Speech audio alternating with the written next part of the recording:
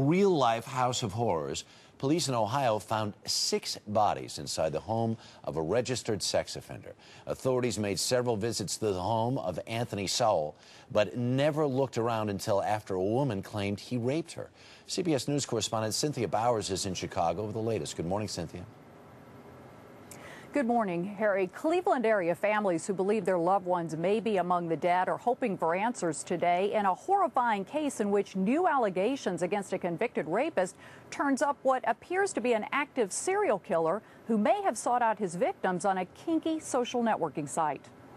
Until we can identify the victims and gather more intelligence information relative to the victims, can we really determine what transpired.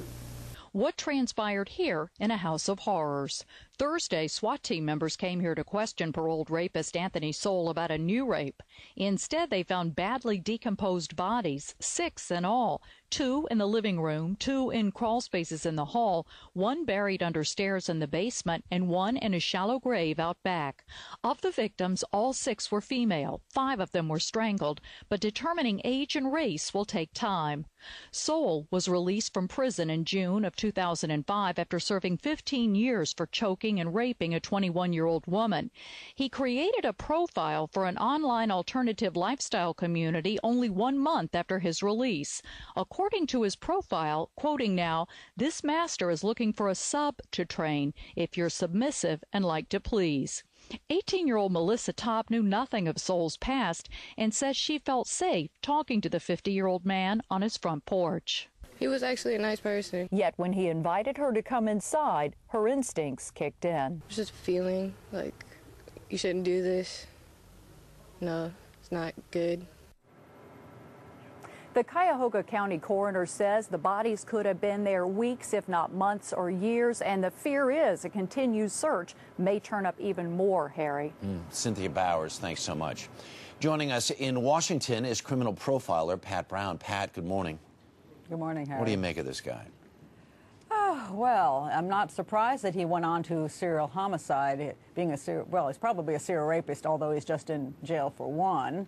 But this is one misconception we have, that a person who is a rapist is not a serial killer. And when you have Mr. Parole Officer come out, he may have said that same thing. Oh, the guy's just a rapist, so there's no need to go into his house to find out if there's any bodies lying around. How likely is it that, wouldn't there be some parole visitation or something? And oh, by the way, I don't know how to put this delicately, but once you have smelled decomposing flesh, it's not something you will ever not recognize again. How does this guy live amongst this and have not anyone in the neighborhood or a corrections officer or somebody identify it? Well, you would think somebody would have paid a lot more attention. When you let a rapist out of jail, and this is a violent rapist who never should have been out of jail in the first place. Again, this guy should have gotten life in prison, because when he gets out, and we've seen it, he goes right onto this dating site and looks out to see if he can gather some more women in for his victims. So he's already out there doing his thing, immediately coming out of prison. So we cannot let these guys out, and the parole officers should recognize that. But I think they're poorly trained. They don't realize that a rapist is always a serial rapist if he gets an opportunity, and serial rapists can be serial killers as well. So you have to watch them extraordinarily carefully if you're ever going to let them on the outside. And apparently nobody bothered to actually, after knocking on the door, go in the house and see if anything was up in there. And it's interesting also, I mean, he's hiding in plain sight. The guy goes on the internet, which is open to anybody, and is basically, he's setting a trap. Absolutely. And you can see by his little advertisement there, he's not looking to do anything nice for women. He's asking women to come and be basically tortured by him. That's what he wants to be. He wants to dominate them. He wants to control them. And he's actually saying, here I am, a rapist. I want to do the same thing to you. Go figure why the parole board isn't looking at whether he's online fishing for some new victims. Pat, thanks very much for coming on this morning. Thanks, Harry. All right.